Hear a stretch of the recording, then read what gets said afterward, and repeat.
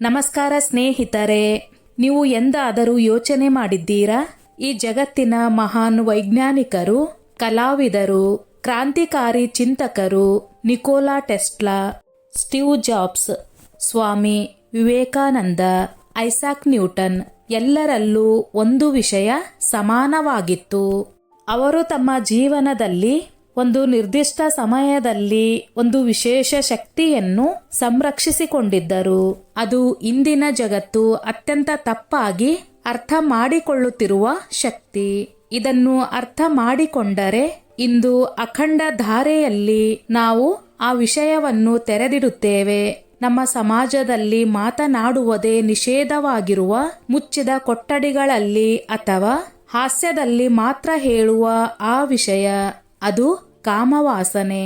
ಆಧುನಿಕ ಜಗತ್ತು sexual energy ಎಂದು ಕರೆಯುವುದು ಬಾಲ್ಯದಿಂದಲೂ ನಮಗೆ ಕಲಿಸಲಾಗಿದೆ. ಇದು ವಿಕಾರ, ಕೊಳೆ, ಪಾಪ, ಇದರಿಂದ ದೂರ ಇರಬೇಕು. ಇದು ದೇವರಿಂದ ದೂರ ಕರೆದೊಯ್ಯುತ್ತದೆ. ಇಂತಹ ಯೋಚನೆ ಬಂದರೆ ನರಕಕ್ಕೆ ಹೋಗುತ್ತೀವಿ ಎಂದು. ಆದರೆ ಇದು ಸತ್ಯವೇ? ಅದು ಪಾಪವಾಗಿದ್ದರೆ ನಾವೆಲ್ಲರೂ ಈ ಶಕ್ತಿಯಿಂದಲೇ ಜನ್ಮ ತಾಳುವುದು ಏಕೆ? ಅದು ಕೊಳೆಯಾಗಿದ್ದರೆ ಪ್ರಕೃತಿ ಅದನ್ನು ನಮ್ಮ DNA ಆಳದಲ್ಲಿ ಏಕೆ ಅಡಗಿಸಿದೆ? ದೇವರೇ ನಮ್ಮನ್ನು ಸೃಷ್ಟಿಸಿದರೆ ನಮ್ಮೊಳಗೆ ಈ ಬೆಂಕಿಯನ್ನು ಏಕೆ ಹೊತ್ತಿಸಿದ್ದಾನೆ? ಇದರ ಸತ್ಯ ಏನೆಂದರೆ, ಕಾಮವಾಸನೆ ಈ ಬ್ರಹ್ಮಾಂಡದ ಅತ್ಯಂತ ಶಕ್ತಿಶಾಲಿ ಶಕ್ತಿ. ಅದೇ ಶಕ್ತಿ ಹೊಸ ಜೀವನವನ್ನು ಜನ್ಮ ನೀಡುತ್ತದೆ. ಸ್ನೇಹಿತರೆ, ಒಂದು ಕ್ಷಣ ಯೋಚಿಸಿ ನೋಡಿ. ಹೊಸ ಚೈತನ್ಯ, ಹೊಸ ದೇಹ, ಹೊಸ ಮನಸ್ಸು, ಹೊಸ ಹೃದಯ, ಹೊಸ ಭವಿಷ್ಯ ಸೃಷ್ಟಿಸುವ ಶಕ್ತಿ ಎಷ್ಟು ಪ್ರಬಲವಾಗಿರಬಹುದು? ಅದು ಅಣುಬಾಂಬಿಗಿಂತಲೂ ಹೆಚ್ಚು ಶಕ್ತಿಶಾಲಿ. ಏಕೆಂದರೆ ಬಾಂಬು ವಿನಾಶ ಮಾಡುತ್ತದೆ, ಆದರೆ ಇದು ಸೃಷ್ಟಿ ಮಾಡುತ್ತದೆ. ಈ ಶಕ್ತಿಯನ್ನು ಕೇವಲ ಸಂತಾನ ಉತ್ಪತ್ತಿಗೆ ಮಾತ್ರ ಬಳಸದೆ ತಡೆದು ಮೇಲ್ಮುಖವಾಗಿ ತಿರುಗಿಸಿದರೆ ಅದು ನಿಮ್ಮ ದೇಹ ಮತ್ತು ಮನಸ್ಸಿನಲ್ಲಿ ಅದ್ಭುತ ಬದಲಾವಣೆಗಳನ್ನು ತರುತ್ತದೆ. ಹಾಗೆಯೇ ಇಂದು ನಾವು ಕಾಮವಾಸನೆಯ ಆ ರಹಸ್ಯ ವಿಜ್ಞಾನವನ್ನು ಡಿಕೋಡ್ ಮಾಡುತ್ತೇವೆ. ಸ್ನೇಹಿತರೆ, ಅದಕ್ಕೂ ಮೊದಲು ನನ್ನದೊಂದು ಕಳಕಳಿಯ ವಿನಂತಿ. ಎಷ್ಟೋ ಜನ ವಿಡಿಯೋ ನೋಡುತ್ತೀರಿ, ಆದರೆ ಲೈಕ್ ಮಾಡುವುದನ್ನು ಮರೆತು ಬಿಡುತ್ತೀರಿ. ದಯವಿಟ್ಟು ಲೈಕ್ ಮಾಡಿ. ನಿಮ್ಮ ಅನಿಸಿಕೆ ಅಭಿಪ್ರಾಯಗಳನ್ನು ಕಮೆಂಟ್ ಮಾಡುವ ಮೂಲಕ ತಿಳಿಸಿ. ಯೋಗಿಗಳು ಸಾವಿರಾರು ವರ್ಷಗಳಿಂದ ತಿಳಿದಿದ್ದು ಆಧುನಿಕ ಜಗತ್ತು ಮರೆತಿರುವುದನ್ನು ನೀವು ತಿಳಿದುಕೊಳ್ಳುವಿರಿ. ನೀವು ಪ್ರತಿದಿನ ವ್ಯರ್ಥವಾಗಿ ಕಳೆಯುತ್ತಿರುವ ಈ ಕಚ್ಚಾ ಶಕ್ತಿ ನಿಮ್ಮ ದೇಹದ ಚಿನ್ನವಾಗಿದೆ. ಅದು ನಿಮ್ಮನ್ನು ಜೀನಿಯಸ್ ಮಾಡಬಲ್ಲ, ಅನೇಕ ರೋಗಗಳಿಂದ ರಕ್ಷಿಸಬಲ್ಲ ಮತ್ತು ದೇವರ ಹತ್ತಿರ ಕರೆದೊಯ್ಯುವ ಇಂಧನ. ಇದು ಕಾಮವಾಸನೆಯಿಂದ ರಾಮವಾಸನೆಗೆ, ವಾಸನೆಯಿಂದ ಉಪಾಸನೆಗೆ ಪಯಣ. ಇದನ್ನು ಸರಿಯಾಗಿ ಅರ್ಥ ಮಾಡಿಕೊಳ್ಳಲು ನಿಮ್ಮ ಪೂರ್ವಗ್ರಹಗಳನ್ನು ಒಂದು ಕಡೆ ಇಟ್ಟು ವಿಜ್ಞಾನದ ದೃಷ್ಟಿಯಿಂದ ನೋಡಿ. ನಿಮ್ಮೊಳಗೆ ಉರಿಯುತ್ತಿರುವ ಆ ಬೆಂಕಿಯನ್ನು. ಈ ಶಕ್ತಿ ಏನು? ಆಯುರ್ವೇದದ ಪ್ರಕಾರ ಆಹಾರ ಜೀರ್ಣವಾಗಿ ರಸವಾಗುತ್ತದೆ. ರಸ ಪಕ್ವವಾಗಿ ರಕ್ತ, ಮಾಂಸ, ಮೇದ, ಅಸ್ಥಿ, ಮಜ್ಜ ಮತ್ತು ಅಂತಿಮವಾಗಿ ಶುಕ್ರ ಅಥವಾ ವೀರ್ಯವಾಗುತ್ತದೆ. ವೈಜ್ಞಾನಿಕವಾಗಿ ಇದು ದೇಹದ ಅತ್ಯಂತ ಅಮೂಲ್ಯ ರಸ. 40 kg ಆಹಾರ ಅಥವಾ 40 ದಿನಗಳ ಜೀರ್ಣಕ್ರಿಯೆಯ ನಂತರ ಕೇವಲ ಕೆಲವು ಹನಿಗಳು ಉತ್ಪತ್ತಿಯಾಗುತ್ತವೆ. ಇದು ಸಾವಿರಾರು ಹೂಗಳನ್ನು ಹಿಂಡಿ ಒಂದು ಹನಿ ಸುಗಂಧ ತಯಾರಾಗುವಂತೆ. ಇದರಲ್ಲಿ ಲೆಸಿಥಿನ್, ಫಾಸ್ಫರಸ್, ಕ್ಯಾಲ್ಸಿಯಂ ಮುಂತಾದವು ಮೆದುಳು ಮತ್ತು ನರ ವ್ಯವಸ್ಥೆಗೆ ಅಮೃತದಂತೆ. ಆಧುನಿಕ ವಿಜ್ಞಾನವು ವೀರ್ಯ ಮತ್ತು ಸೆರಿಬ್ರೋಸ್ಪೈನಲ್ ಫ್ಲೂಯಿಡ್ ನಡುವಿನ ಹೋಲಿಕೆಯನ್ನು ಒಪ್ಪುತ್ತದೆ. ನೀವು ಇದನ್ನು ಹರಿಸಿದರೆ ನಿಮ್ಮ ಮೆದುಳನ್ನೇ ಖಾಲಿ ಮಾಡುತ್ತೀರಿ. ಇದರಿಂದಾಗಿ ಪ್ರಕೃತಿ ಈ ಶಕ್ತಿಯನ್ನು ಪ್ರಜನನಕ್ಕಾಗಿ ನಿರ್ಮಿಸಿದೆ. ಅದು ತನ್ನ ಪ್ರಜಾತಿಯನ್ನು ಮುಂದುವರೆಸುವ ರಕ್ಷಣಾ ವ್ಯವಸ್ಥೆ. ಆದ್ದರಿಂದಲೇ ಅದರಲ್ಲಿ ತೀವ್ರ ಸುಖ ಮತ್ತು ಆನಂದವನ್ನು ಅಡಗಿಸಿದೆ. ಇದು ಪ್ರಕೃತಿಯ ಜಾಲ, ನಿಮಗೆ ನೀಡುವ ಲಂಚ. ಹಾಗಾಗಿ ಕಾಮವಾಸನೆ ಕೆಟ್ಟದ್ದಲ್ಲ, ಜೀವನದ ಆಧಾರ. ಸಮಸ್ಯೆ ಅದರ ದಿಕ್ಕಿನಲ್ಲಿದೆ. ಸಾಮಾನ್ಯ ಮನುಷ್ಯರಲ್ಲಿ ಈ ಶಕ್ತಿ ಕೆಳಗೆ ಹರಿಯುತ್ತದೆ. ಕ್ಷಣಿಕ ಸುಖ ನೀಡಿ ಆಯಾಸ ಮತ್ತು ಖಿನ್ನತೆ ಬಿಡುತ್ತದೆ. ಆದರೆ ಯೋಗಿಗಳು ಕೇಳಿದರು, ಈ ಹರಿವನ್ನು ತಿರುಗಿಸಬಹುದೇ? ಬೆನ್ನು ಮೂಳೆಯೇ ಆ ಮೆಟ್ಟಿಲು. ಮೂಲಾಧಾರ ಚಕ್ರದಲ್ಲಿ ಕುಂಡಲಿನಿ ಸ್ಪರ್ಶದಂತೆ ಸುರುಳಿಯಾಗಿದೆ. ಉದ್ದೀಪನದಲ್ಲಿ ಅದು ಹೊರಗೆ ಹೋಗುವ ಬದಲು ತಂತ್ರದಿಂದ ಹೊರಗಿನ ಬಾಗಿಲು ಮುಚ್ಚಿ ಒಳಗಿನದು ತೆರೆದರೆ ಅದು ವಿದ್ಯುತ್ತಾಗಿ ಸುಷುಮ್ನ ನಾಡಿಯ ಮೂಲಕ ಮೇಲಕ್ಕೆ ಏರುತ್ತದೆ. ಇದೇ ಊರ್ಧ್ವರೆತಸ್. ಮೇಲಕ್ಕೆ ತಲುಪಿದ ಶಕ್ತಿ ಮೆದುಳಿನಲ್ಲಿ ಅದ್ಭುತ ಸೃಷ್ಟಿಸುತ್ತದೆ.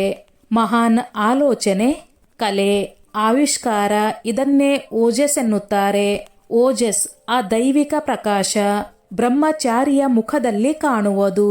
ಅದು ಮಾತಿಗೆ ತೂಕ, ಕಣ್ಣುಗಳಿಗೆ ಆಳ, ಮನಸ್ಸಿಗೆ ಲೇಜರ್ ತೀಕ್ಷ್ಣತೆ, ಸ್ಮರಣ ಶಕ್ತಿಗೆ ಫೋಟೋಗ್ರಾಫಿಕ್ ಸಾಮರ್ಥ್ಯ ಮತ್ತು ರೋಗ ನಿರೋಧಕ ಶಕ್ತಿಯನ್ನು ನೀಡುತ್ತದೆ.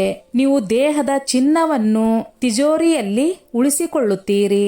ಇದರ ವಿರುದ್ಧವಾಗಿ ಇಂದು ನಾವು ಕಾಮವಾಸನೆಯನ್ನು ಎಲ್ಲೆಡೆ ಮಾರಾಟ ಮಾಡುತ್ತಿರುವ ಸಮಾಜದಲ್ಲಿ ಬದುಕುತ್ತಿದ್ದೇವೆ. ಫೋನ್, ಟಿವಿ, ಜಾಹೀರಾತು, ಸಿನಿಮಾ, ಎಲ್ಲೆಡೆ ಉದ್ದೀಪನ. ಯುವಕರು ಈ ಅಮೂಲ್ಯವಾದ ಓಜಸ್ಸನ್ನು ಪ್ರತಿದಿನ ವ್ಯರ್ಥವಾಗಿ ಕಳೆಯುತ್ತಿದ್ದಾರೆ.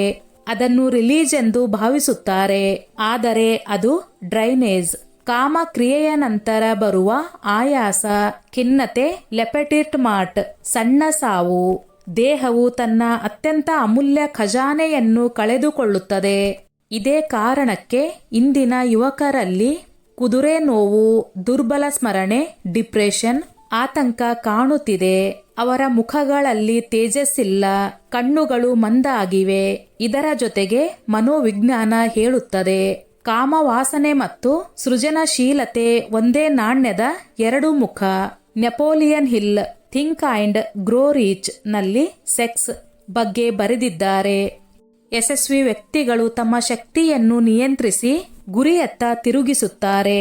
ಮಹಾನ್ ಕ್ರೀಡಾಪಟಗಳು, ಬಾಕ್ಸರ್ಗಳು, ಸ್ಟೀವ್ ಜಾಬ್ಸ್, ಮೈಕ್ ಟೈಸನ್ ಎಲ್ಲರೂ ಬ್ರಹ್ಮಚರ್ಯ ಪಾಲಿಸಿ ಆಕ್ರಮಣಕಾರಿ ಶಕ್ತಿಯನ್ನು ಬಳಸಿದ್ದಾರೆ.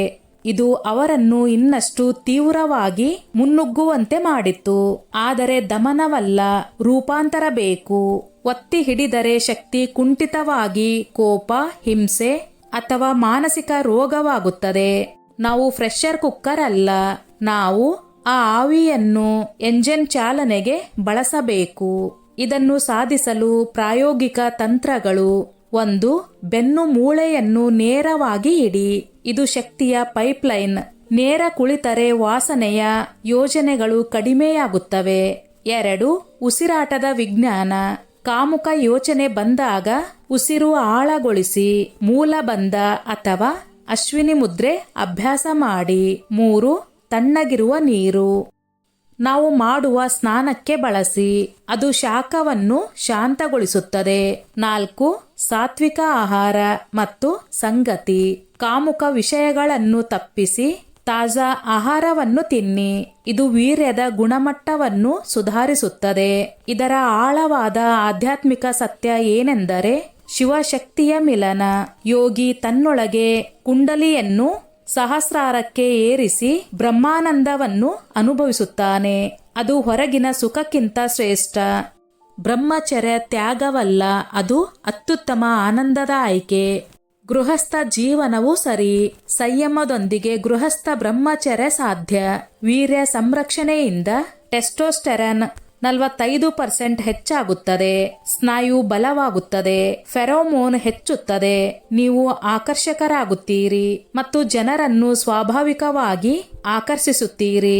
ಹಾಗಾದರೆ ಪಯಣ ಆರಂಭಿಸಿ. 21 ಅಥವಾ 90 ದಿನದ ಚಾಲೆಂಜ್ ತೆಗೆದುಕೊಳ್ಳಿ. ಪ್ರತಿದಿನ ವ್ಯಾಯಾಮ, ಧ್ಯಾನ, ಖೇಚರಿ ಮುದ್ರೆ ಮತ್ತು ದೊಡ್ಡ ಗುರಿ ಹೊಂದಿ. ಶಕ್ತಿಗೆ ದಿಕ್ಕು ಬೇಕು. ಇದು ನಿಮ್ಮ ಜೀವನವನ್ನು ಹೊಸ ದಿಕ್ಕಿನಲ್ಲಿ ಕರೆದೊಯ್ಯುತ್ತದೆ. ನಿಮ್ಮನ್ನು ತಪ್ಪು ಎಂದು ದೂಷಿಸಬೇಡಿ. ಪ್ರತಿ ಹೊಸ ದಿನ ಒಂದು ಹೊಸ ಅವಕಾಶ. ಕೆಲವು ತಿಂಗಳಲ್ಲಿ ನಿಮ್ಮ ಕಣ್ಣುಗಳಲ್ಲಿ ಪ್ರಕಾಶ, ಮನಸ್ಸಿನಲ್ಲಿ ಶಾಂತಿ, ಅಕಾರಣ ಆನಂದ ಹುಟ್ಟುತ್ತದೆ. ನೆನಪಿಡಿ, ನೀವು ನ್ಯೂಕ್ಲಿಯರ್ ರಿಯಾಕ್ಟರ್. ಕಾಮವಾಸನೆ ಮಣ್ಣು, ಓಜಸ್ ಚಿನ್ನ. ಆಯ್ಕೆ ನಿಮ್ಮದು. 2 ಕ್ಷಣದ ಮಜಾ. ಅಥವಾ ಅನಂತ ಆನಂದ ಮತ್ತು ಶಕ್ತಿ. ನಿಮ್ಮ ಆಯ್ಕೆಯೇ ನಿಮ್ಮ ಭವಿಷ್ಯವನ್ನು ನಿರ್ಧರಿಸುತ್ತದೆ. ಸ್ನೇಹಿತರೆ, ಈ ನನ್ನ ಮಾಹಿತಿ ನಿಮಗೆ ಇಷ್ಟವಾಗಿದ್ದಲ್ಲಿ ದಯವಿಟ್ಟು ಶೇರ್ ಮಾಡಿ, ಲೈಕ್ ಮಾಡಿ ಮತ್ತು ಸಬ್ಸ್ಕ್ರೈಬ್ ಮಾಡಿ.